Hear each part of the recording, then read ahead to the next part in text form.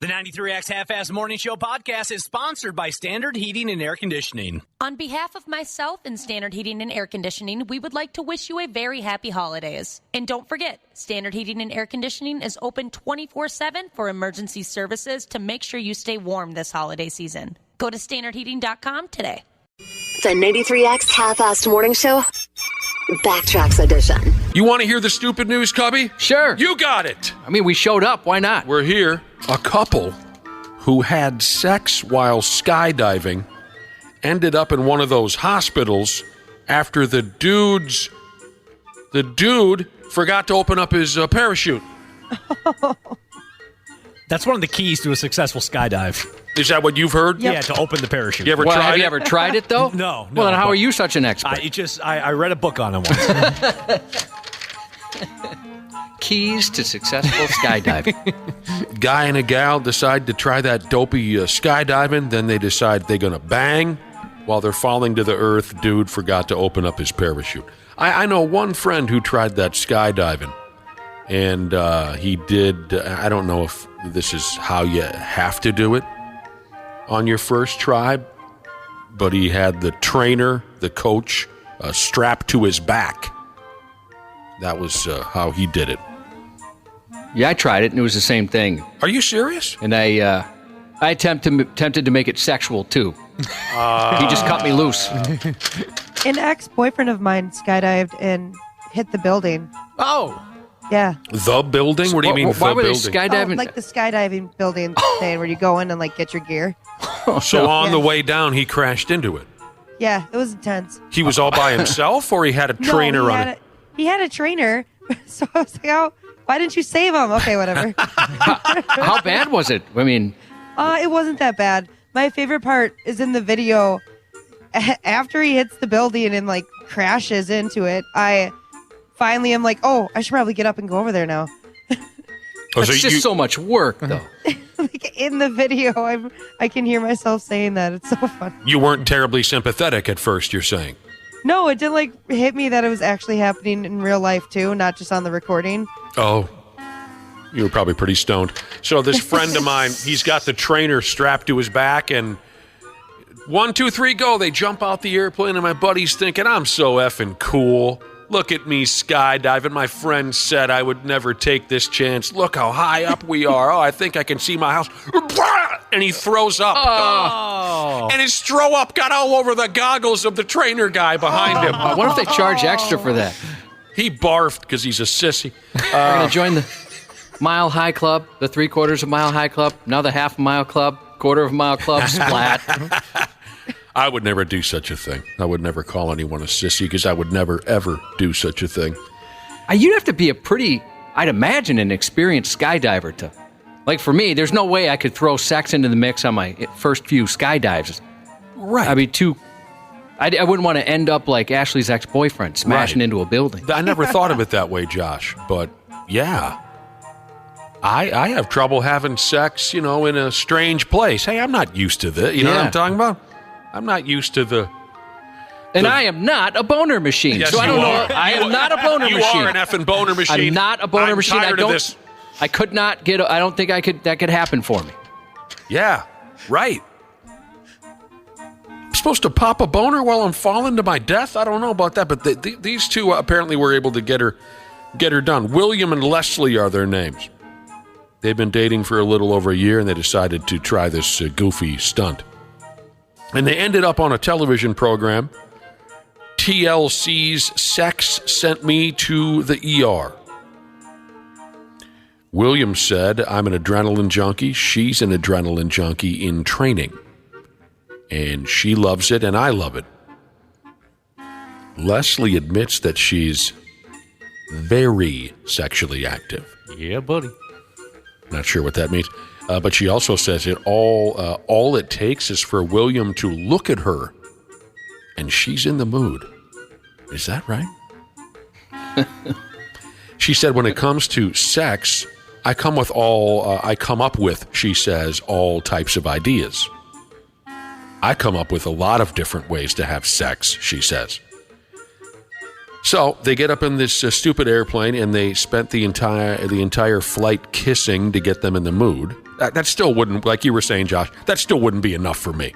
You need more than kissing? Oh, God, yes.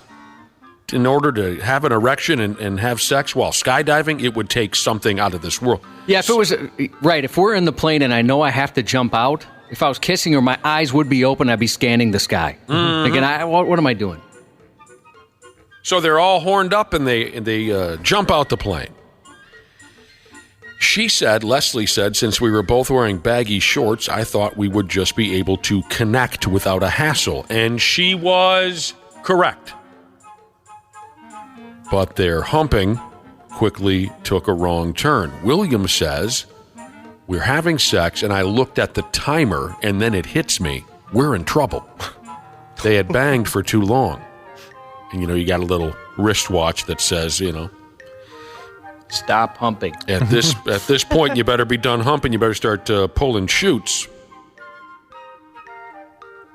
Realizing how close they were to the ground, William deployed Leslie's parachute before releasing his own. When he did release his own, it flew up and it hit him right in the yap, leaving him in immense pain. And I guess it discombobulated the guy. Leslie recalled, when I saw him on the ground, the first thought I had was that he was dead. That must have been how hard the chute hit him in the mouth. It doesn't explain how or why, but it says here William also had a searing pain in his privates. Oh, did he land on his erection? Ow. Ow. That I don't know. They don't explain that, Josh, but maybe he did have a boner landing, and he said he was worried about the future of his sex life. Oh, my God, my face and my nuts. He didn't know what, but he was okay. They did go to the hospital. The only thing broken on Willem was his nose. But he did have severe bruising on his groin, and he will have to lay off the action for a few weeks. But they don't say what happens to his dong. He just became the oldest joke in the world, right? He landed face first with an erection, and he broke his nose. That's like a classic joke. That's one of the oldest jokes. You're right. So I did some Wapplepedia-ing. And Brotherhood, let me know if this is incorrect, but a quick Google search says the average skydive jump is 10,000 feet. 10,000. And it takes approximately 30 seconds. I don't know if I could get her done in 30 seconds anymore. Hell no. Hell no. That's not a lot of time. And pull the chute? Well, you can get her done in 30 seconds, but that's in the comfort of your own home. Yeah. In that situation. And I need a couple days to save up. Right. Too. Under that kind of pressure, absolutely impossible. Impossible.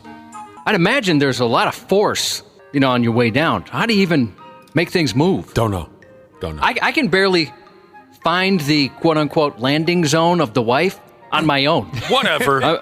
You know what I mean? Whatever, boner machine. I am not a boner machine. Here's what I'm thinking, too, about his dong injury. They're banging. He pulls her chute. She violently goes one way, and he's going the other. Oh. You see what I mean? Like, maybe it almost snapped smooth off. Maybe that's where the injury came from. But Josh's joke is way funnier. I'm just saying. The 93X Half-Assed Morning Show, Backtracks Edition. A bizarre video showing a woman licking everything she can find at a grocery store has been shared online. She insisted it's good for her. I think that's the message she's trying to get out. In the video clip, the woman licks her shopping cart.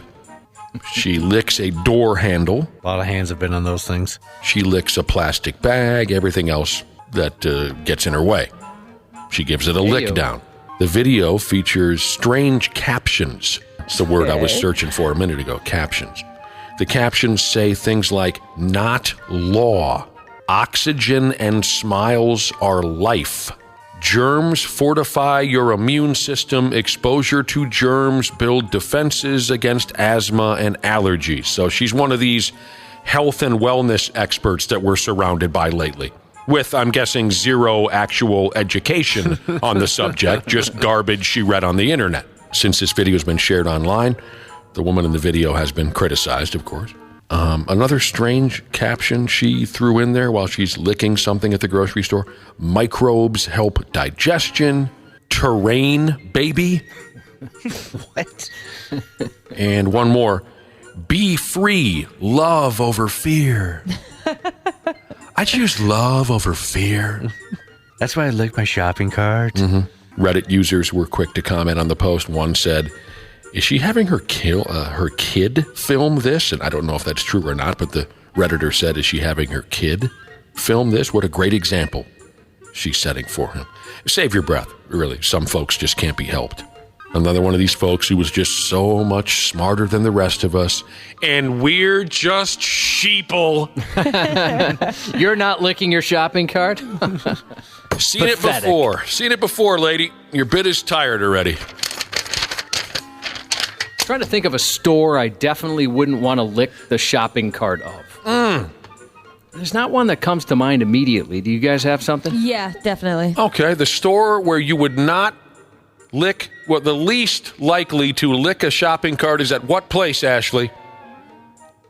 I feel like I shouldn't say. Oh, I get it. I get it. How about this? I'll generalize it. Maybe a sex shop. I wouldn't want to, if they have a shopping cart. Oh, for me, it's like a grocery store. There's a specific one? Yeah, it's just nasty there. Yeah, Okay. don't name the you don't joint, have to name it. Right. We didn't mean to try to send you down that direction. What style of store? Right. Oh, okay.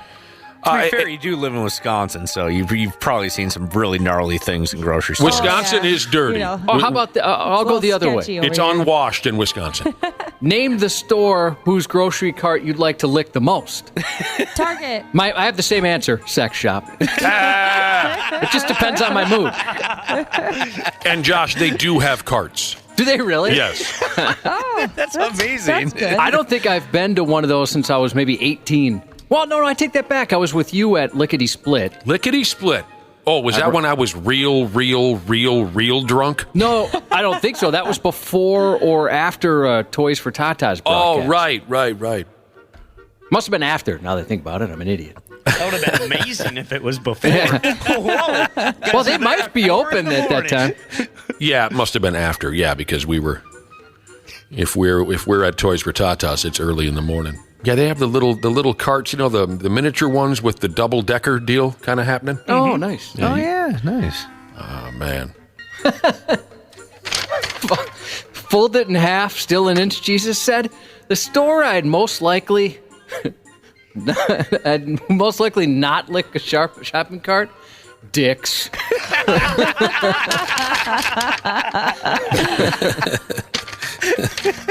Jesus Christ. Dang it, why didn't I think of that?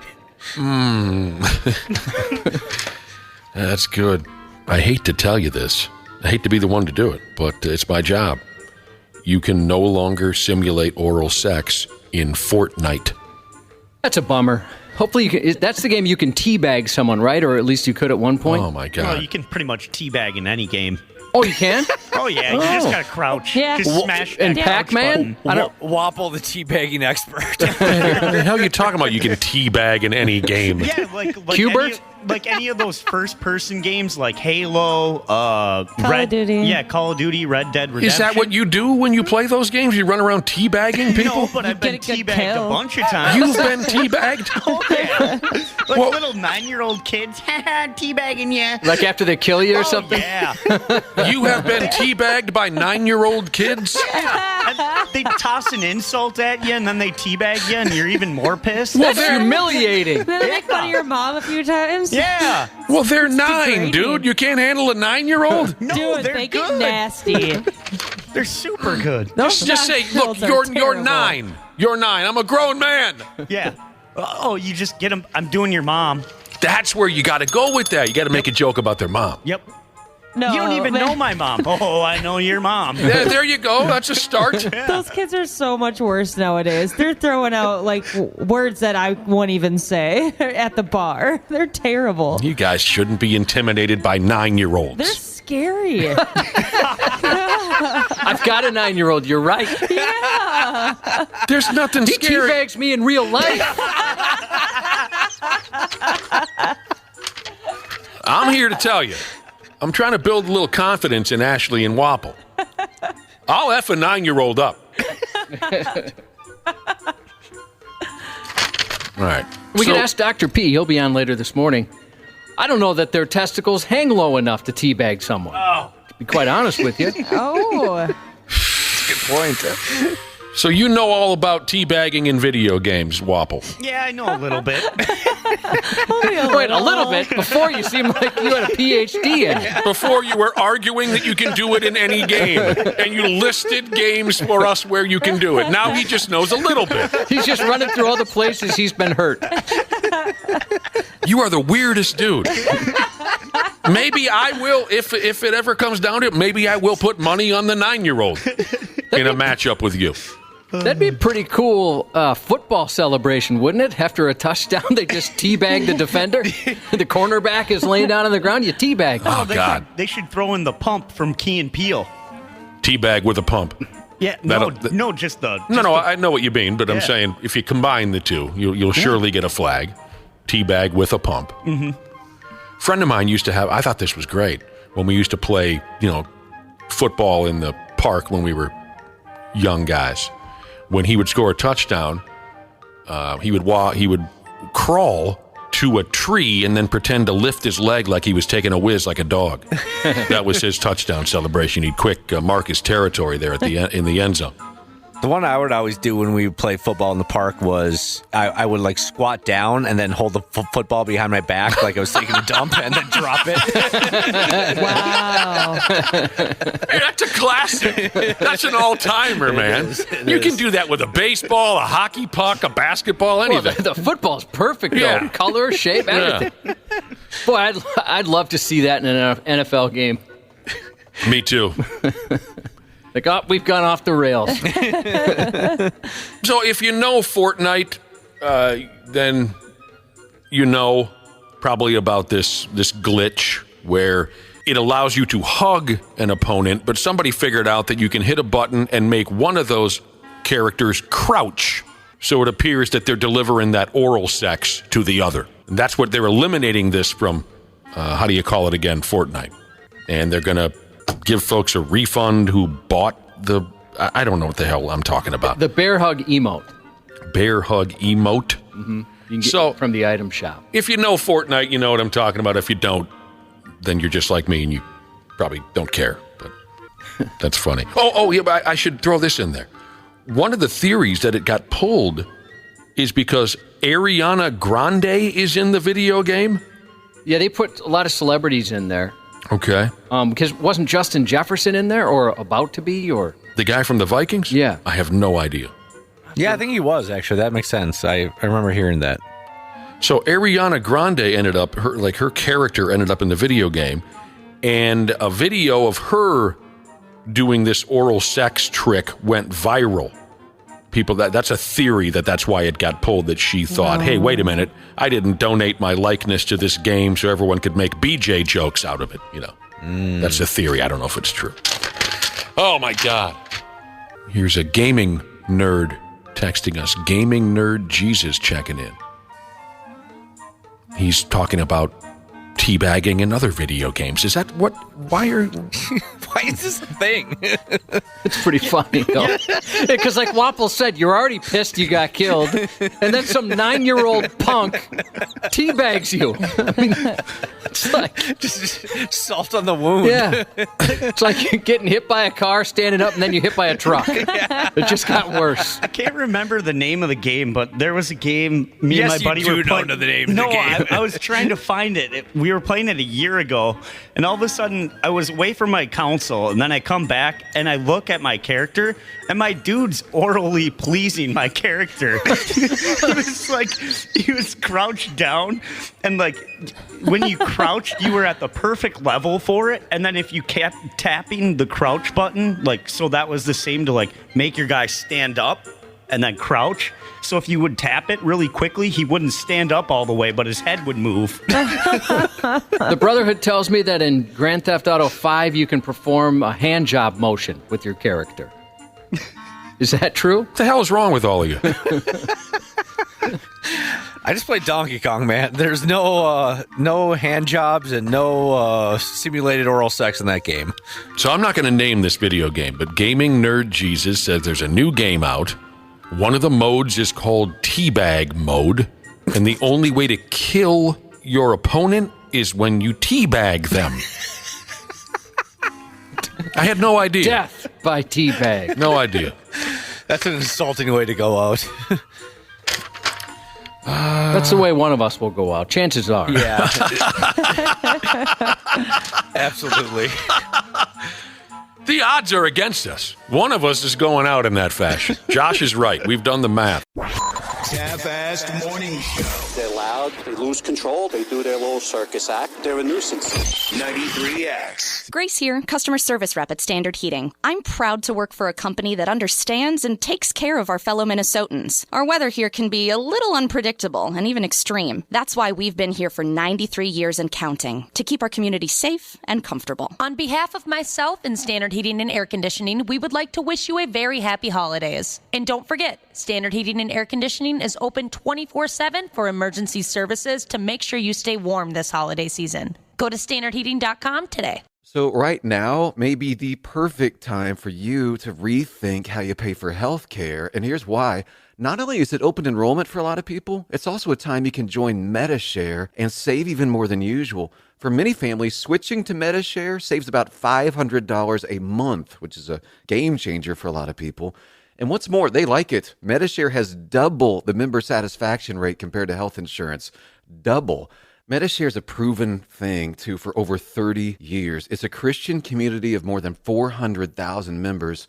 And here's the thing. If you join before December 30th and you mention the promo code SHARE, you'll get another 10% off all of 2024. That's 12 months of savings. So I'll give you the number here in a second, but call. You'll get a price within 2 minutes. And again, the deadline is December 30th. So call now. You'll save even more. Here's the number. 844-43-BIBLE. That's 844-43-BIBLE. 844-43-BIBLE.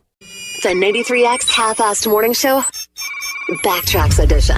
All right, you know what scientists over there at NASA are saying? They're saying we're at a point in time where it's time to study sex in space. That'd be kind of cool, That'd wouldn't be it? super sweet. Has it happened before? Do we know? I don't know. Probably. Maybe it's in the story here somewhere, Dana. Yeah. Wouldn't you? If you were up in space? Oh, yeah, if you're on one of those space stations for like 6 months. Well, even if you just go up in like a Blue Origin, you're only up there for a handful of seconds. I could knock one off. This is kind of hard to figure, and we can learn together. A growing number of Mr. Scientist, a growing number of scientists argue that it is essential for human survival, sex that is, on long journeys.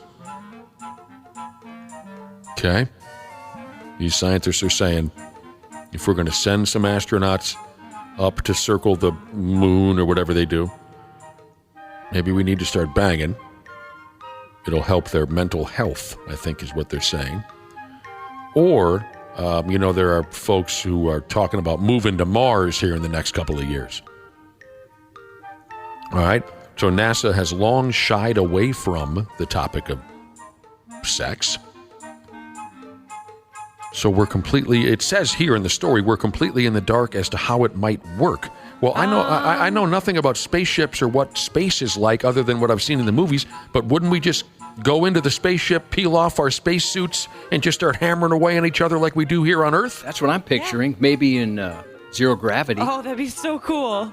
So that's what I'm saying, is a lot of this is kind of confusing. I think I get it, but I'm not sure. This is going on my bucket list. I'll tell you this. If I was somebody that was going to study this, and it wasn't for the purpose of procreating, I definitely would wear a condom. Definitely. Oh, yeah. So it's not bouncing around the spaceship. Family Guy episode. That's all I could think about was Peter Griffin. 2 days later, it ends up in your coffee. Oh, gosh. Is that creamer? Wapple, you don't say creamer. You just don't. I'm back from space, everybody. You got lucky, Peter. How was it, Dad? Oh, mind-boggling, Chris. Barreling around the Earth at 5 miles per second, watching the sunrise over the Sea of Japan, it's indescribable. Plus, I had lots of time to masturbate, which in space is great, except after a while, it's like living in a snow globe. Oh, God. You got lucky, Peter. That's the best. It says here that NASA has long insisted that no humans have ever had sex in space, and American astronauts have famously avoided the topic.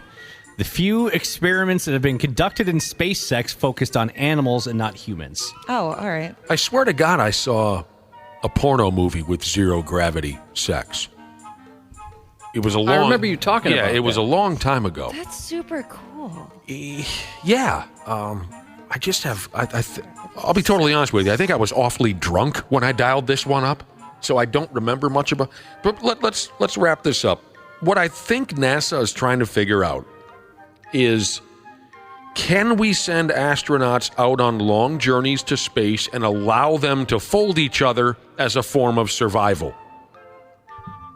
Like, let's make sex as fundamental as bringing along the oxygen. I think that's a good idea. We've got the oxygen, we've got some food, we got water, of course, and we've all agreed and we've filled out forms that we're going to bang each other if we have to for our mental well-being. Yeah, I think that's a good idea. I think that's what the whole conversation is about. Yeah, and they want to know if we're. Did it really? Yes. I had it way down too. I know. They just want to know what it's going to be like if we have to live on a spaceship and procreate, or live on a different planet and procreate. You know what? I don't care what NASA says. Some of those astronauts have been up there for a while. There's no way they haven't been banging. I agree with you. I agree. Yeah, I think that's why they said that the astronauts, try to avoid the topic when asked. There was a couple of Russian astronauts that went up into space in the 90s, a guy and a girl, and they were up there forever and ever and ever. It's 14 months in space together. They denied that they had sex. Yeah, right. Well, the Kremlin denied that they had sex. What about when Russia sent up the space dog? Do you think it humped some machines or something like that when it was up there? Is this for real? Now, the same Russian astronaut, Valery Polyakov, he mentioned that... Oh, okay. He mentioned his superiors at the Russian NASA, whoever they are, had suggested he take a sex doll with him on the mission. But he said he feared he would grow too attached to it. Did he mean physically or emotionally? I bet there's some place here you could have zero G sex. Is that what it is? No, zero G for gravity, or is that something different? I think that's right. Where can I have a zero gravity sex? Are you Googling that? Yep. Okay, here's Cowtown Banger Jesus. And he texted me and says that porno was on a zero gravity plane. That's right. That's right. Oh, okay. They can get the same effect as space on that plane. It was on a plane. You're right, bruh. Get off on my plane. That movie was on the other day. Was it really? Yeah. That's a good movie. It is. Did you, Oh, Josh, do you want to go back to a sex question you had a few minutes ago? Sure. About... digitally pleasing someone? Exactly. And you were wondering what to do with your thumb. I said, you won't even notice your thumb. Ashley suggested maybe it can do this or that. And where'd this text message go? As I want to give the listener credit, Trophy Husband Jesus says, if your lady's in the doggy style position, Josh, you use your thumb to ring the doorbell. Yep. The 93X Half-Assed Morning Show, Backtracks Edition. And any big movies or series coming out or continuing that's got you folks in a tizzy? Not really. No. Not so much this weekend. Okay, that's all right. I mean, I'm looking forward to Family Guy being back. Oh, hell yes. Thank God. Does that happen in a week or something? This Sunday. Sunday. Oh, I see. I'm So sorry. I got to watch it on Monday. All right. I watched the first episode of that new Dahmer show on Netflix. Yeah, me too. I don't really do the true crime stuff. I just the other day in the show I learned that Dahmer was from Wisconsin. I don't follow that stuff. Really? You didn't even know that? No, and I'm only one episode in, but I'm willing to conclude that he was not a very good dude. No. Oh, it's a series? It's not a movie? Yeah, it's a series. God dang it. I was trying to eat on Thursday or Wednesday night. I was trying to eat, and my girlfriend wanted to watch that show. And as soon as I was eating, just the worst scenes possible. Yeah, no, just a bunch of beheadings and just bones and bodies. And I'm like, all right, there goes my appetite. Is it any good? I mean, if you're into that kind of stuff, I think you would. I think it's going to be a one and done for me. I don't think I need to keep going. Oh, you're done with it? Yeah. Is it Evan Peters? Yep. He's in that one? Oh, I'll watch creepy. anything with him in it. I don't know who Evan That's Peters what my is. girlfriend said. Dude, he's so cute. She said he's like so creepy. Yeah.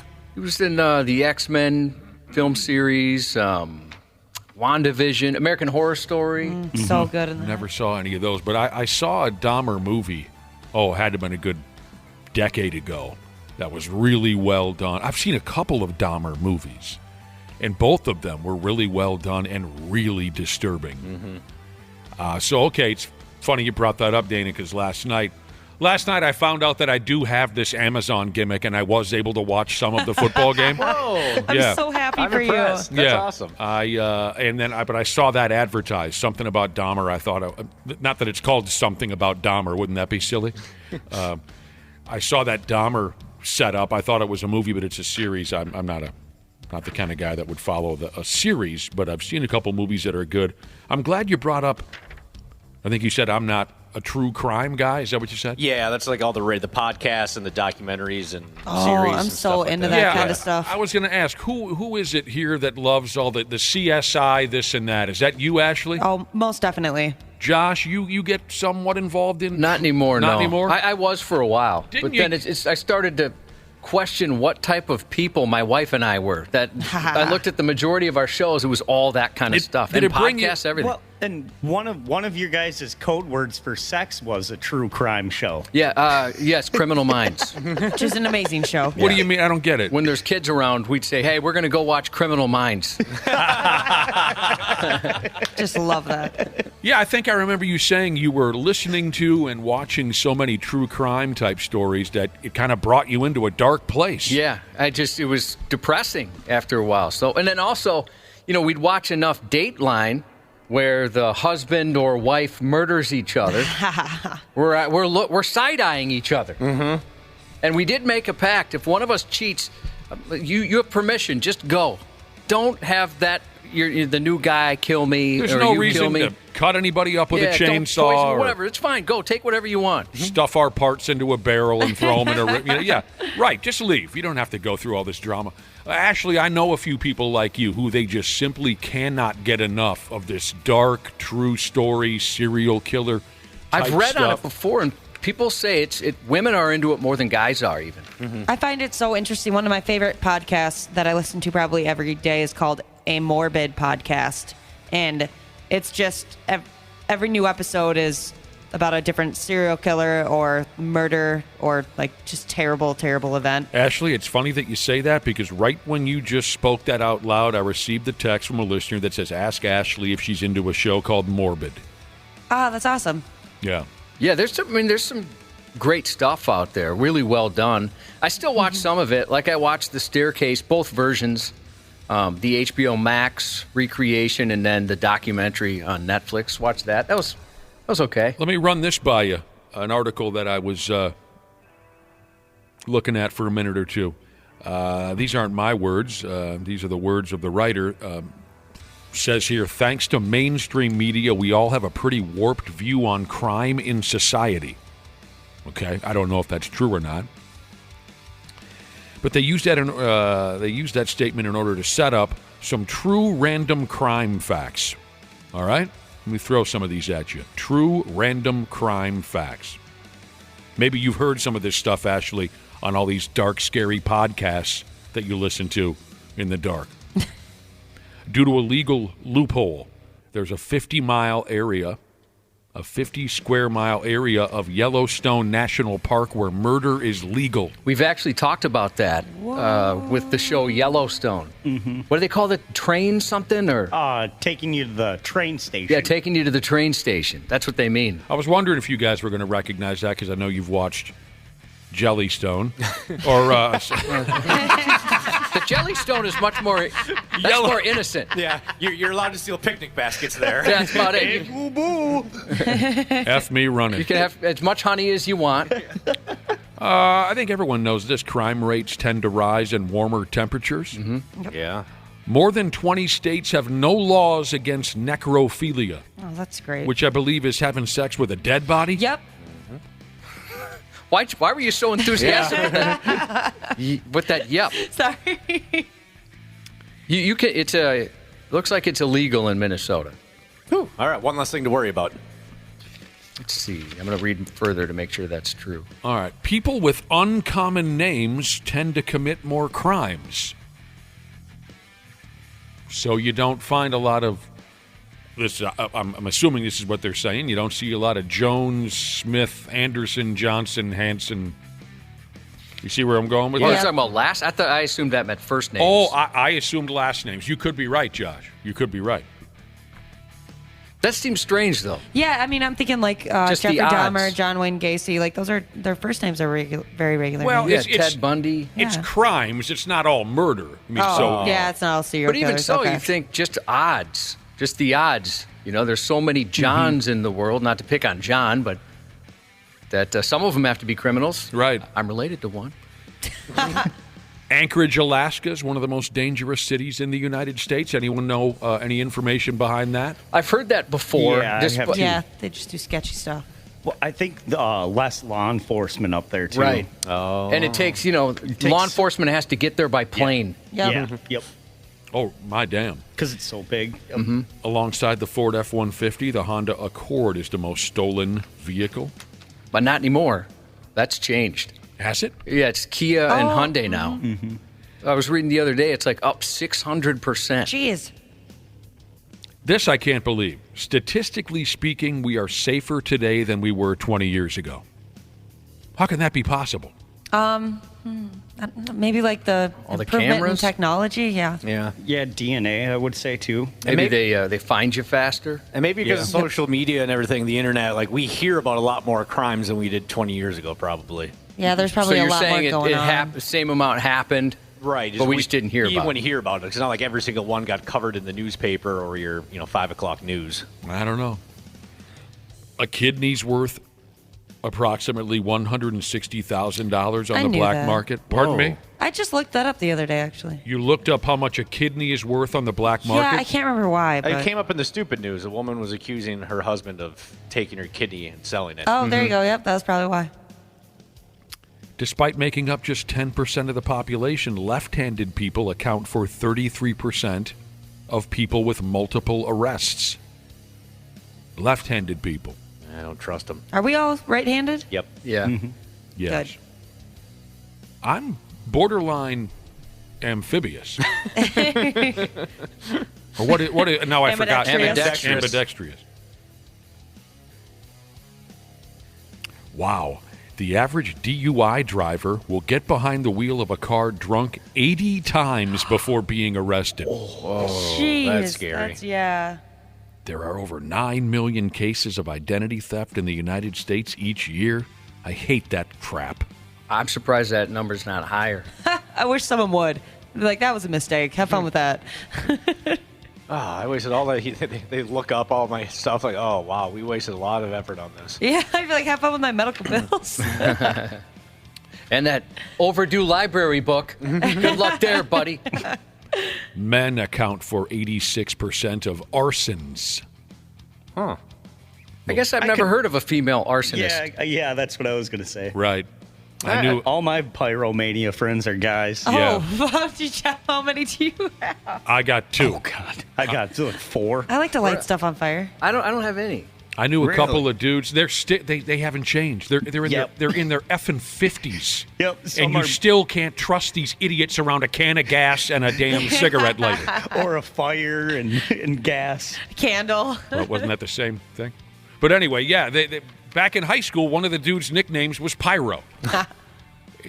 And still to this day, if we do a trip up north, guess who showed up with an illegal stick of dynamite? Oh, you know what I mean? gosh, That we're yeah. going to blow a couch up with. Eventually, one of these guys is going to end up armless, from their antics, but they don't care. They're just. I did have a female friend that committed arson once. What'd she do? She was at a frat party, and there's like a couch out in the alley, and the guys were all like around it, and they're like, "Oh, you do? We should light it on fire. No, you do it, man. No, you do it. You do it." She's like, "Just give me the damn lighter. I'll do it." She just wanted him to shut up. Yeah, exactly. So then she just lit the thing up. Nick, I hope I'm not speaking out of turn here. I'll see by your facial expression if you're mad I brought this up, but haven't you been accused of burning up the sheets? I've heard many a woman say that before. When I was a younger guy, Josh, yeah, it was like paper and fire, baby. So it is true. Oh, yeah. I should have known. I would just back and forth like it was prom night. I'll find out someday. In Samoa, anyone ever been? No. Isn't the Rock Samoan? Yeah, it's a home of the Rock. I'll go along with it. I'm not sure, but I think he is. By the way, Dana, not to correct you, but I'm going to. 93X is home of the Rock. Are we ever going to see that damn thing? Oh, I didn't mean that. Oh, you didn't mean that. I forgot about that. Okay. I just meant rock and roll. Rock and roll. Okay, my mind went to our mascot. Gosh. I already forgot. Yeah, so did I. I think people are hoping everyone forgot about that. Dana's not forgetting. Who was the comic again? It's the home of the Rock. Who was that guy? Oh, David Cross. Yes, David Cross. Funny. In Samoa, it's illegal to miss your wife's birthday. Ooh. They'll just put you right in jail. Like that. Yeah, that's a tough one. You said something or another a minute ago about Ted Bundy, didn't you, Ashley? Yep. Yeah, I've watched all the serial killer movies. I bet you, like I was just saying a few minutes ago, I've watched a couple of them on Dahmer. I've probably watched 3 of them or 4 of them on Ted Bundy. Some are better than others. Mm-hmm. I saw the one where Cutie Pie played Ted Bundy. What's his name again? Zac Efron. Zac Efron. I can't really remember Any good? That was really good. I liked it a lot. I can't remember if I enjoyed it or not, but there have been some good ones. Anyway, during Ted Bundy's killing spree, he was also saving lives while he worked at a suicide prevention hotline. Okay, yeah, I think they played that out in one of the movies. Just insane. I just can't pull myself away from that kind of stuff. Well, like I said, I know You're not quite a few alone. people like you. Oh, and look at how popular all these podcasts and television shows are. You're far from alone. I mean, it's just so fascinating. Like how, especially when it comes to serial killers, because it's like, how does your brain function that way? Some of those, I mean, a lot of those are produced so well. Whatever they're talking about will probably be interesting. But we were just talking about the other day, Serial, the podcast Serial, and there's been an update in that case. That's the podcast that got me into podcasts. That's the podcast that's been credited for making podcasting popular. Yeah. Or before that, it really wasn't much of anything. And now, as you know, everybody has a podcast. There's a lot of great stuff out there. Now, one of these Ted Bundy movies, I don't know that this is true, and I don't think I saw it played out like this in other Ted Bundy movies, but in one of them, the day that they gassed him, or however they put him out of his misery, what was it, an electric chair? Anyone know? Electric chair sounds right, but let's see. The day that they killed him, the prison guards were not nice to him. I hope so. That's too bad. That's the feeling I got too. Is well, and just trust me. Ashley, if you're interested in this kind of thing, look it up.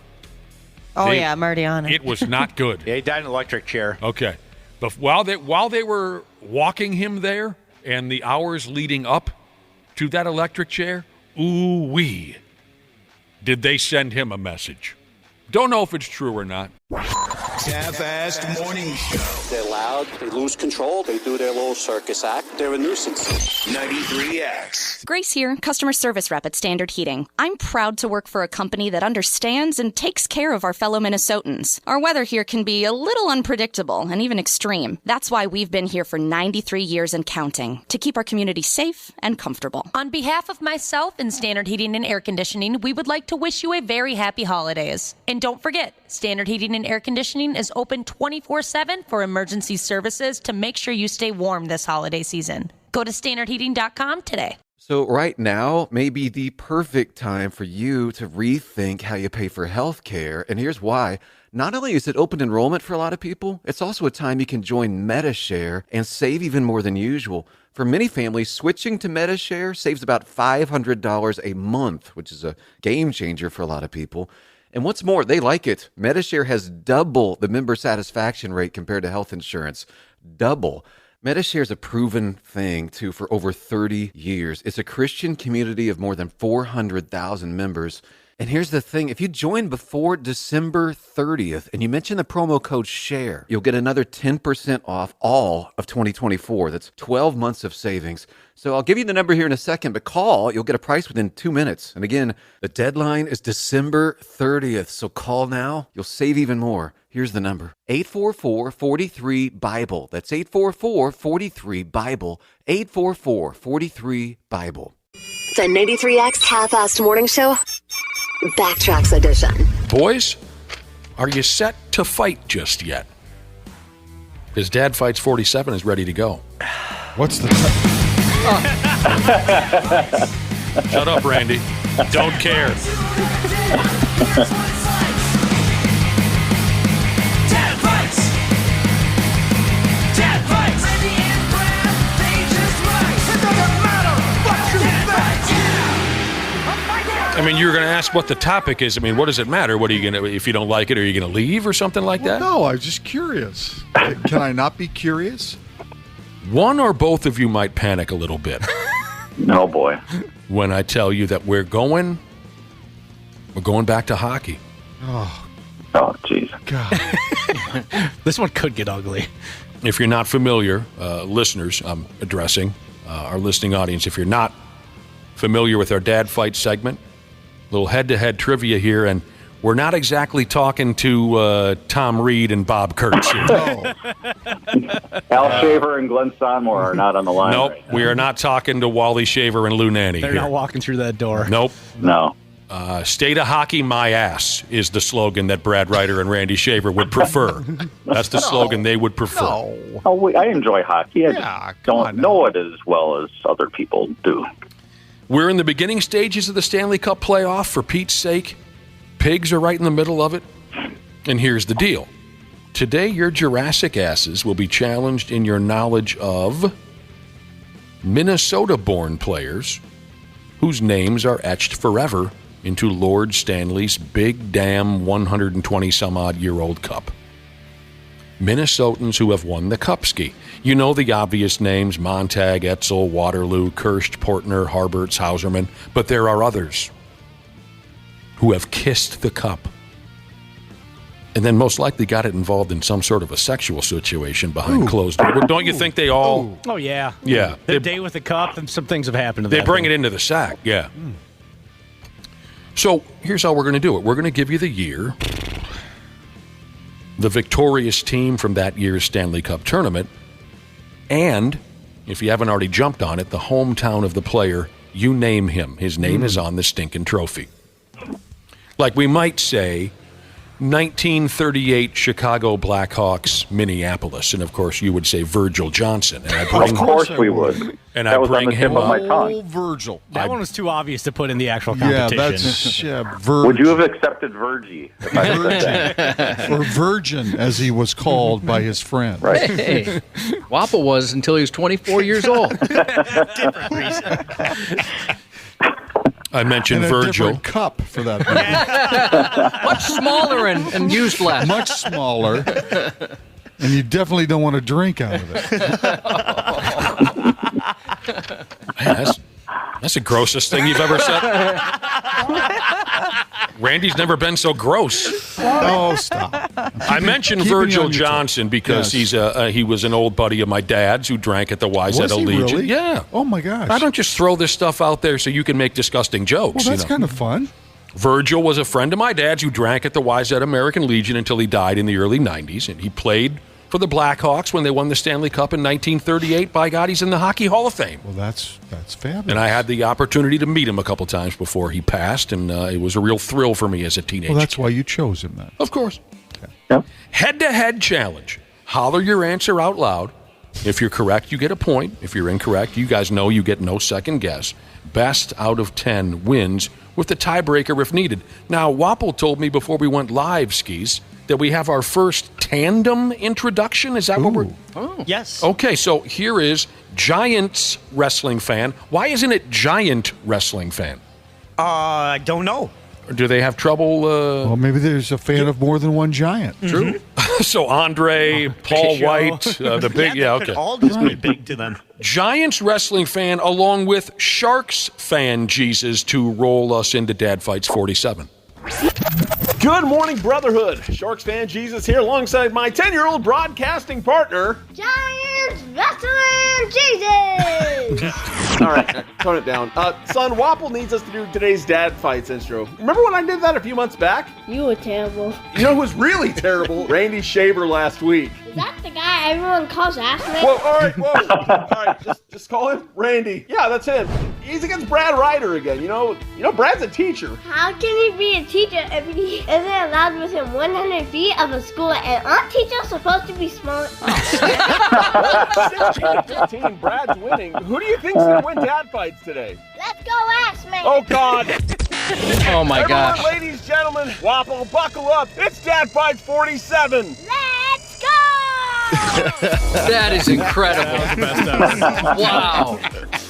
That was really good. So why didn't you tell us it was an adorable father-son thing? Because I wanted to surprise you You wanted guys. to surprise us. My heart melted. Yeah. What a cute kid. It was so fun to put together. I was like, oh, God, this kid's so adorable.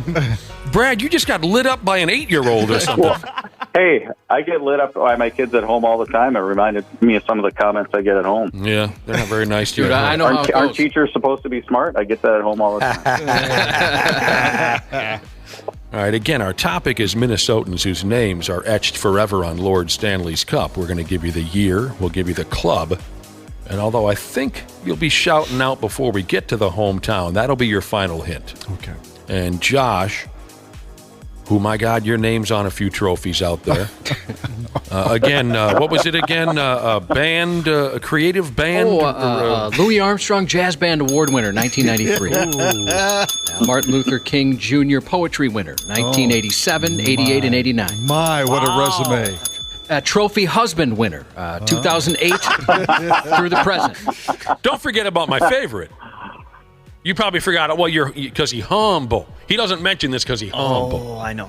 The boner champion. I am not a boner champion. What? You said you were a boner champion 4 or 5 years running. No, I am not a boner. You always say that I'm a boner champion or a machine. And I am not a boner machine. You were an Uno champion. That's true. 4 I am. weeks in a row. I have 4 games in a row. My wife has beat me every other time. We start in the year 2020, and what a year that was. Love to repeat it sometime. Yeah, right. Tampa Bay Lightning. Ryan McDonough. Ryan McDonough is the answer. You didn't even need St. Paul, the most recent Minnesotan to lift the cup. He had a goal and 4 assists in the playoff last year. Yep. He was one for me. That's one for Randy. Yeah, that was Randy. One for you. Wapple, it's 1-0 Randy. Randy. Although, Brad, you were there. I was close. He would be the one that I would have the most trouble with. I'm not terribly familiar with the guy. Isn't he? This is the one whose brother worked for President Obama, right? I have no It's idea. in politics. I have not heard sure. that. I believe it. I believe they were related. Okay. That's news to me. 1-0 Randy Shaver. Thanks, Obama. 1989 Calgary Flames. Joe Otto. Wow. I think that was Randy. Everybody agree? 2-0 Randy. If you couldn't make it out because Brad was going as quick as he could, and I don't blame him, it's a dad fight. It's serious. 1989 Calgary Flames. I never got out of my yap. Elk River. Joel Otto. Joel Otto was so effing underrated for so long. Yes, he was. Yeah. It Good says player. here. He It was says. a great athlete, too. Did he play other? I think he played Yeah. football. Well, he's a big dude. I imagine he was a defensive end or a tight end or a. He was probably one of your athletes of the week at some He was. point. Really, honestly? Yes. Well, wait a minute. You were doing athletes of the week when Joel Otto was still in high school? I started Athletes of the Week in 1984. Well, yeah, but Joel Otto wasn't in high school in 1984, was he? Sure he was. If he played in '89 with the Flames, he would have been in high school in the early '80s. You'd have to look that up. I thought his career started in the professional level. Actually, I started in 1983, in September of 83. When did Joel Otto have his rookie year in the NHL? Wapplepedia. Undrafted free agent in 84. Yep.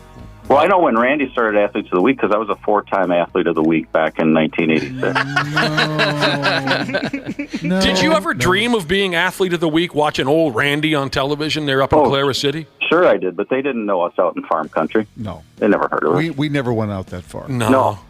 You couldn't find the place. Yeah. Clara City. Wasn't worth the drive. But I've always I've always wished for more recognition for him as a player. Played on a lot of international clubs, national clubs, whatever you call it. You know what I'm talking about? Representing America. Sure. When you needed to win a draw, he was the guy. Yeah. Freakishly big for his era. Now you see a lot of guys the size of Joel Otto. Back then you did not. That's right. And, of course, he was part of that 96 team. I'll go on and on about it. Joel Otto. Brad has tied the game. 1-1. All right, the year is 2013. Chicago Blackhawks. Nick Leddy. Whoa. I think that was Randy, yeah. He didn't even need Eden Prairie. Drafted 16th by the Wild, but eventually traded to Chicago. That's right. I forgot he had Yeah, they did trade a couple of moments here. That's right. I forgot about that. Is that right? He played for the Pigs? He was. He was drafted by the Wild. Yeah. You know, and I forgot to mention this because Dana comes up with some great stuff. Some side notes on these players. I have to go back to Joel Otto because I was going on and on like a nutcase. There's a Canadian punk band out there called Belvedere who wrote a song about Joel Otto's career called 2 Minutes for Looking So Good. That's unbelievable. And back to Nick Leddy. Okay, right. He played for the Pigs for a short period of time, then went to Chicago. The trade was made when they traded him. They got in return Kim Janssen and Cam Barker. Oh, my damn. Yeah. That didn't work out so well, did it? You know my Cam Barker story, which is kind of funny. If folks remember that era of Pigs hockey, Cam Barker, there was a lot of high expectations for him when he got here in that trade. And he was he had the tools. I don't know what happened. It just didn't happen for him here. And that was kind of a sticking point with Pigs fans. They were kind of pissy about getting this guy in return that didn't really add up to much. My beer league team for many, many years was coached by, you guys know, he's a living legend. I mentioned him at the beginning of the sports, Calvin Portner. Calvin Portner was always our coach. He's the best I've ever seen play the game. And when Calvin retired from our hockey club, he sent out an email thanking everyone for their commitment to the team and everything. And I meant this when I emailed Calvin, and I said, you know what, Cal, thanks for being my Herb Brooks. Mm-hmm. Because that's what he was to me as a coach. And he emailed me back and said, thanks for being my Cam Barker. That's a great line. Which I admit hurt like hell. But, Cal's the coach, Sure. All right, it is 2-1 in favor of who? Randy. Here's your fourth on our list of Minnesotans whose names appear on Lord Stanley's Cup. 1995, New Jersey Devils. Chris McAlpine.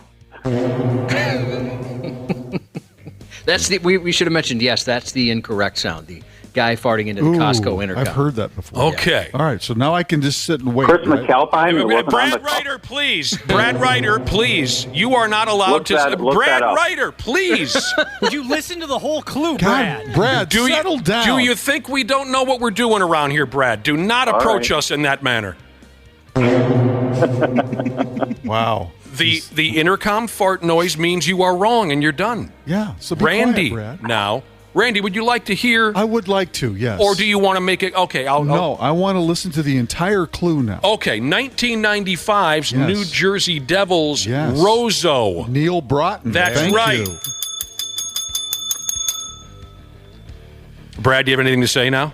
No, I don't have anything to say. Because Brad hollered out Chris McAlpine. Who also was on that team? Who was also on the team, but he's not from effing Rozo.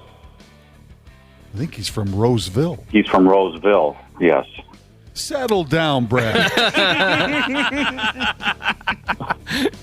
Bratzi. Some folks forget that Bratzi was on that team. God, I was never a Devils fan, but watching him hoisted in 95 was great. Right. But he was one of 4 Minnesotans on that Devils team. I think Mike Chorsky was on that team. Tom Chorsky, who almost killed me with a wrist shot at a charity game. And rightly so. Mike Peluso, Chris McAlpine, and Neil Broughton. You know what I have to do? What's that? I just have to keep my composure. Gotta keep our composure. You know what I'd like to do is put you on the bridge over 35W, the Washington Avenue Bridge, holding a sign that says Chris McAlpine, 1995 Devils, something like that. You know what calms some people down? Brad is jacking off. Yes. Stress reliever. Yes. Settle down, Brad. It is now 3-1 Randy. 2006, Carolina Hurricane. Brett Hedican. I think Brad said Brett Hedican correctly. That's correct. North St. Paul. And he met and married Christy Yamaguchi at the Olympics in 1992. Yes. That's right. Well, I should say he met her in 92, married her in 2000.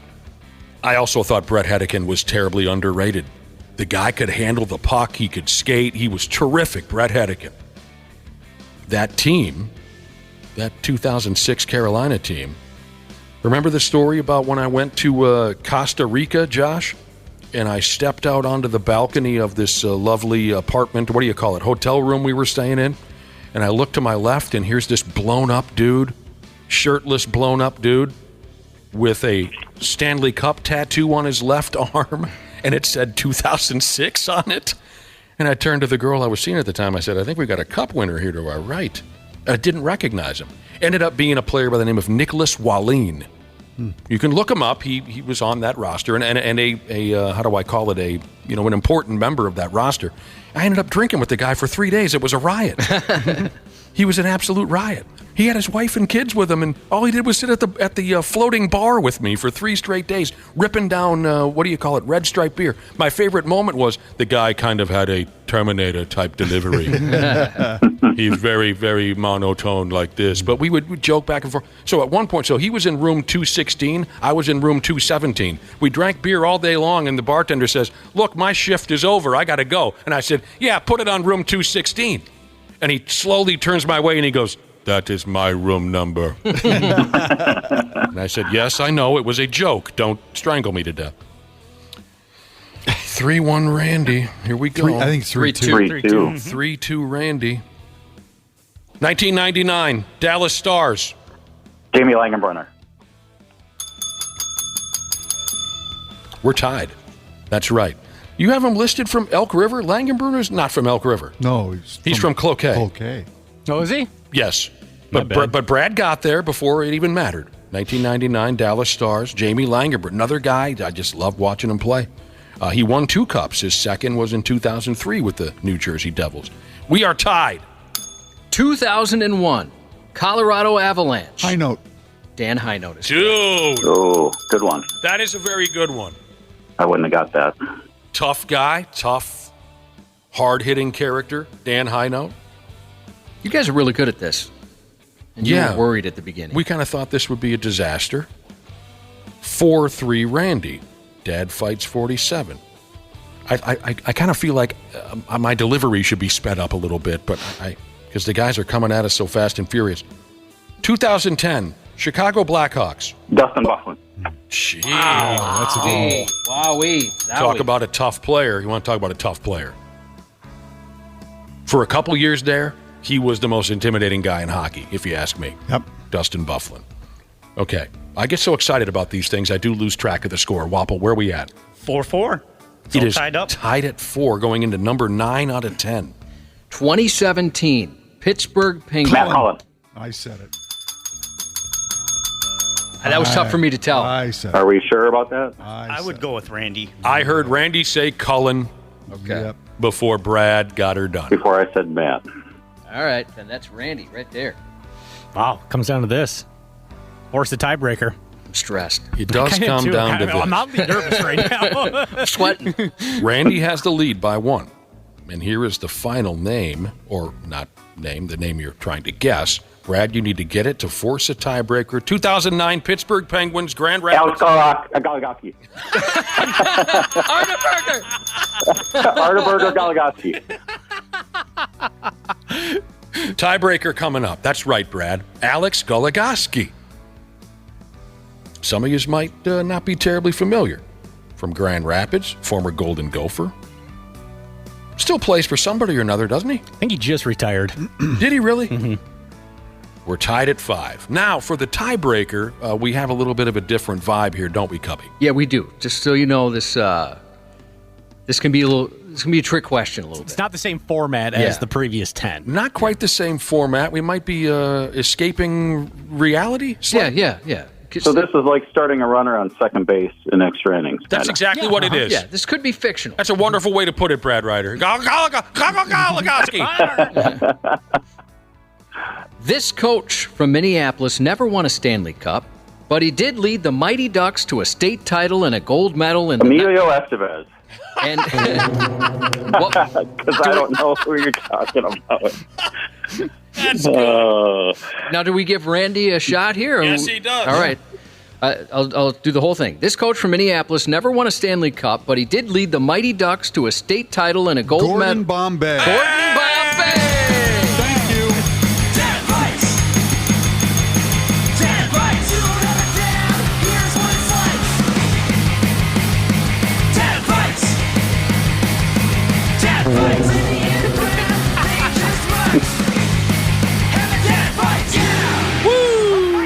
Hey, we got to play that intro again. Not the song. Technically, I may have been right on the Emilio Estevez. No. Well, that's the actor. Yeah. Right. Now, let's explain. We're not going technical on it, Brett. No, we were looking for the character name. That was obvious. For God's sake, go call some Apple Valley baseball games. The intro, again, it's a father-son combination. And Sharks fan Jesus is the dad, Wapple? Yes. And his son is Giants Wrestling Jesus. Giants Wrestling Jesus. Good morning, Brotherhood. Sharks fan Jesus here alongside my 10-year-old broadcasting partner. Giants Wrestling Jesus! All right, tone it down. Son, Wapple needs us to do today's dad fights intro. Remember when I did that a few months back? You were terrible. You know who was really terrible? Randy Shaver last week. Is that the guy everyone calls Assman? Whoa, all right, whoa. Dude, all right, just call him Randy. Yeah, that's him.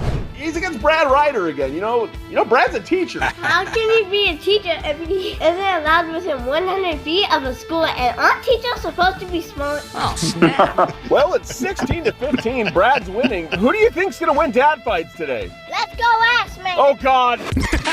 Everyone, ladies and gentlemen, Wapple, buckle up. It's Dad Fights 47. Let's go! Somebody's getting grounded, right, Brad? Right. You guys were terrific today. Nice, very good game. Very good game today. Dad Fights 47. Half-assed morning show. They're loud, they lose control, they do their little circus act, they're a nuisance. 93X. Grace here, customer service rep at Standard Heating. I'm proud to work for a company that understands and takes care of our fellow Minnesotans. Our weather here can be a little unpredictable and even extreme. That's why we've been here for 93 years and counting, to keep our community safe and comfortable. On behalf of myself and Standard Heating and Air Conditioning, we would like to wish you a very happy holidays. And don't forget, Standard Heating and Air Conditioning is open 24/7 for emergency services to make sure you stay warm this holiday season. Go to standardheating.com today. So right now may be the perfect time for you to rethink how you pay for health care. And here's why. Not only is it open enrollment for a lot of people, it's also a time you can join MediShare and save even more than usual. For many families, switching to MediShare saves about $500 a month, which is a game changer for a lot of people.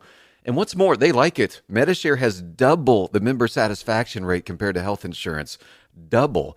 Metashare is a proven thing, too, for over 30 years. It's a Christian community of more than 400,000 members. And here's the thing. If you join before December 30th and you mention the promo code SHARE, you'll get another 10% off all of 2024. That's 12 months of savings.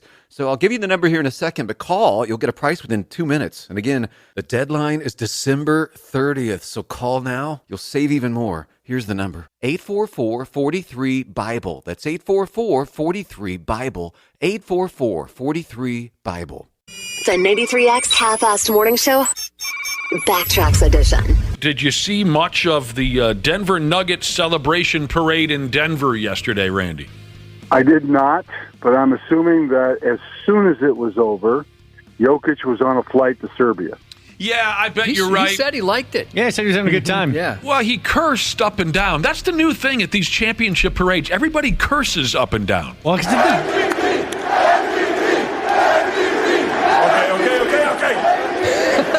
Thank you, though. You know that I told that I don't want to stay on parade, but I want to stay on parade. This is the best. This is amazing.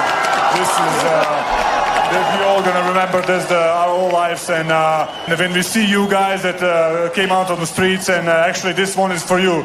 We love you, Denver. This one is for you. Thank you, guys. He had to drop the F-bomb. The coach was swearing. Everybody was swearing. It seems like the booze flows a lot more freely these days. It seems like they just turn into one big just drunken fest on these parades nowadays. Yeah. I like how he had to shush him. Okay. He wants nothing to do with it. Yeah. Shut up! I'm trying to talk. I'm trying to go home. There was chug-a-lugging. Is there a new word for it these days? There was chug-a-lugging going on. Chugging a beer, shotgunning a beer. Shotgunning, okay. One of my favorite moments was Kentavious Caldwell Pope jumps off his parade vehicle and chugged with a fan. I thought was really nice. He gave the fan a hug. Mm-hmm. Just folks lining the sidewalks. You know, it was a crazy scene, Randy Shaver. Well, was it anything close to Twins 1987, Twins 1991? I don't think I've still to this day ever seen anything quite like that. I don't think I have never seen a parade anything like what the Twins and Minnesota put on for those two World Series championships. I'm so jealous. Now, obviously, we're biased, Randy, because we were there in person. Oh, but I'm just telling you, if you go back and look at the pictures, look at the video of those two parades, especially the first one, it's mind-blowing how many people were in the streets and lining the parade route. It was crazy. Mm-hmm. But the cursing always, the biggest pop of the entire, they do the parade and then they all gather around a podium, the players and the coaches, and they all have something or another to say. Josh just played the audio of Jokic. The biggest pop all day was when Jokic dumped the F-bomb on him. People just loved that. They love to hear the curse words live on a microphone. I kind of wish we could curse up and down. That would be nice. It's kind of, it doesn't bother me, but still, wouldn't it be kind of fun once in a while, Josh, just be able to dump something filthy? It can take some of the power out of things. It can. Yeah. It can. What if they gave us like 3 to 5 F-bombs a year or something? We each got to kind of, use them at our discretion when we felt like we really needed to emphasize something. That'd be fun. I'd use them all in like one segment. Ashley's own one segment. How long would you last, Dickhouse? I think I... You know what, Josh? Bleep you! All right, there's one down. But the cheap pop through using curse words, it's a real thing. Oh, yeah. Go to a rock concert. Yeah, I was just going to say, when you see people introducing bands, if nothing's happening, they throw out an F word and then they throw out an F word louder and you got the crowd. There's an instant pop. We are sheeple, aren't we? You guys told me before I did my first stage announcement, you're like, all right, if it goes south, there's a few things you can do. Either say the F word, say like F yeah or something like that, or something about America and the troops rocking. Those are the two easiest pops. Well, I think we had said also something about drinking.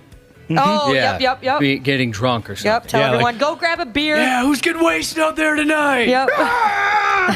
One of the greatest on-stage, announcing stories, you're presenting a band, you're introducing a band, that kind of a thing. In the radio business, we did a lot of that for a stretch of time, Josh. Miserable. And now we're too old to go to concerts. But That was, we look like Ozzy being wheeled out on stage. Yeah, if you get into radio, there'll be a stretch of your career where you'll be showing up at every effing concert and introducing the band. It's part of the gig.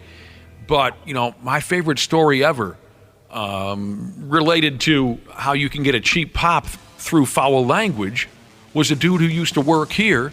This was a wrestling show. Jumps into the ring and he says, "How many people out there like peanut butter?" Love it. And it was absolutely dead silent. The dude, people are looking at each other. Did this friggin' guy just enter a WWF ring and ask us if and he stands there. He just soaks up the dead silence. And he says, "Maybe you didn't hear me. How many people out there like to eat mother effing peanut butter?" And the crowd went, "Wow!" Is it funny how that works? I mean, that was brilliant. Love that. We've told this story before, but my favorite and I despise doing these things for many reasons, nerves being a big part of it, but the Edge Fest or X Fest, one of the two, 30,000 people out there just ready to rock. And here comes a band. Our job is to introduce them. And they were a hit band at the time. Huge. Yeah. They had a really big single at the time. Yeah. And we go up there, and Nick's like, "All right, everybody's all crazy. Please welcome to the stage." And then he turns to me, "Who's the band?" He forgot the name of the band. In the middle of all that nonsense, hyping people up, I legitimately forgot who it was that was standing behind us. At the very last second. Some 41, by the way. I mean, if you wouldn't have had the answer, I have no idea where I would have gone with that. Because I said, "Here they are." What's the name of the band again? And Josh dumped it on me. Good for you. Thank you for that. The worst thing about those stage announcements is there's a soft intro and a hard intro. And a hard intro is when you're like, "And here they are, Sum 41." And then they kick right in. And then a soft intro is when you got to be like, "All right, who's ready to rock? Are we having fun tonight? Sum 41, they'll be up here in about 10 to 15 minutes." Yeah, I don't know why. It's the worst. And then it's like they're all fired up, and then you're like, and they're like, "Oh." Yeah. And then you're like, "See ya, have fun tonight." The other thing is everybody's always in a bad mood. Everybody's always really mad at you for whatever reason. Mm-hmm. Yep. Yeah, a lot of that stuff sucks. And I hate to even say this. I mean, amongst all the great times they were having in Denver, there was something terrible happened during their parade, Randy. I don't know if you caught this or not, but... there was a shooting, wasn't there? Oh, that I didn't hear about. Yeah, and they clinched. Pardon me? When they won the title, there was a couple shootings in downtown Denver. Oh, well, there was at the parade. The parade too? Yeah. Oh, I didn't see that. Yeah, they got the person. Josh mentioned that some folks chose to celebrate on the night of by shooting each other. Josh mentioned that. But at the parade, I didn't know that. Some people shot at each other. Well, big surprise. But a cop got run over by a damn fire truck. Yeah. And they say he may lose a leg. Oh boy. It's terrible. Horrible Poor thing. Guy. Oh, wow, man. But yeah, 87 and 91, Randy Shaver, you were there? I was there. An ocean of humanity. It was amazing. I just, CARE is celebrating their 70th anniversary this year. Mm-hmm. And one of my jobs is to kind of go through the archives a little bit and find some stuff that we can use for some stories that we're running in September. And one of those is I was going through the parade stuff. And it is absolutely insane how many people filled downtown Minneapolis on a November day or late October day for those parades, especially 87. It was a sea of people. It's amazing that the cars got through the crowd. It's amazing that there was enough security to pull it off without some sort of crazy incident, because it was, it was just amazing. Nothing but a sea of people. It was just crazy. Yeah, we skipped school. We skipped school to go down there in 87. What team will bring it to us next, do you think? Which parade? Who's going to be having a parade? The Lynx. Well, yeah, the Lynx would be a good answer. Yeah, good question, Cubby. Oh, and you guys know the story. I tried to hit Randy Shaver with a roll of toilet paper, and I missed, and I hit his cohort. I hit your co-host, how do you call it, Diana Pierce? Legend. Yes, you did. Will we see any Diana Pierce or any Paul Majors in some of these clips you'll be looking for? Actually, I'm flying out to California to interview Majors for the story. Sweet. Oh, that's awesome. That's cool. Dude, now maybe when you're going through this footage, maybe you can find the actual video footage of that toilet paper that I threw hitting Diana Pierce. I do have us, Diana and I, talking during that time, and I don't know if there's a reference to being hit by toilet paper, but I know there's plenty of conversation. Yeah. Between Diana and I during that parade. Look for that. That would be historic because they were. You guys were live on television. We were. I forget exactly the location of where we were set up, but we were up higher than the crowd, and you weren't the only one throwing toilet paper. Everybody was throwing. No, but I threw mine from a great distance, and I clipped her. And yours square. was used, was it not? It was used, yeah. Tight spiral? True story. I mean, it's a true story. I said to my buddy, who was that, Randy Shaver? I don't like that douche. The 93X Half-Assed Morning Show, Backtracks Edition. Yesterday, we had that incredible story about a guy who's got some side action in town. He's married. The side action is married. He digs a tunnel underneath his own home all the way across town, and that tunnel comes up under the bed of his side action. The kind of story that it just, I don't even know how to describe it. It leaves me speechless. That's such an unbelievable, just a wonderful story. We got a good one again today where I just can't believe what I'm reading. A story about a guy who decided to stow away on an airplane. He survived a 5,600-mile flight. And how fast do those airplanes go? 100, 120 miles an hour, something like that? I mean, they go like hell. 5,600 miles hanging on to the damn wheel. The landing gear kind of a thing, right, Josh? That's the way I read it, yeah. And it says here the temperature was, someone has to help me out with this, negative 60 Celsius. I looked that up. And forgive me if this is way off, but I read that 60 below Celsius is 76 below Fahrenheit. That's what Google said. So this guy hung on to the underside of an airplane for 5,600 miles. It's going airplane speed, whatever that is. It's 76 below zero, and he lived. He had a partner with him who plunged to his death from 5,000 feet. Oh.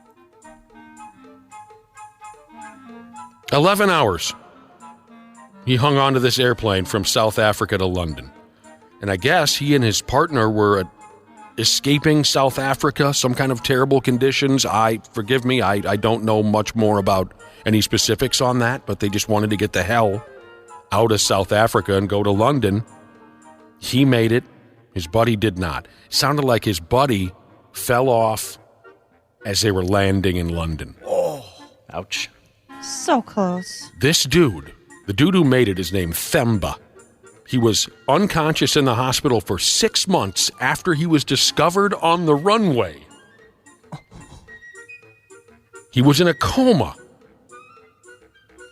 Says he tied himself to the plane with electric cable wrapped around his arm. Soon after takeoff, he passed out because of lack of oxygen. But because he was tied, he hung on to the damn thing. And of course, I know airplanes go a lot faster than 100 miles an hour. I was trying to be cute. And unfortunately, when he came to in the hospital, that's when they told him his buddy didn't make it. I love how the story puts it like this. Themba is his name. His pal that didn't make its name was Carlito. The story says, this was the first time Themba or his pal Carlito had ever been on an airplane. You can't call that being on an airplane. No. What an unbelievable... for Pete's sake. Remember Carlito, the guy that fell off? Remember him? Yeah, it'd be weird if we didn't. Yeah. His body was found in the air conditioning unit of an office building. Oh. Ooh, that's a mess.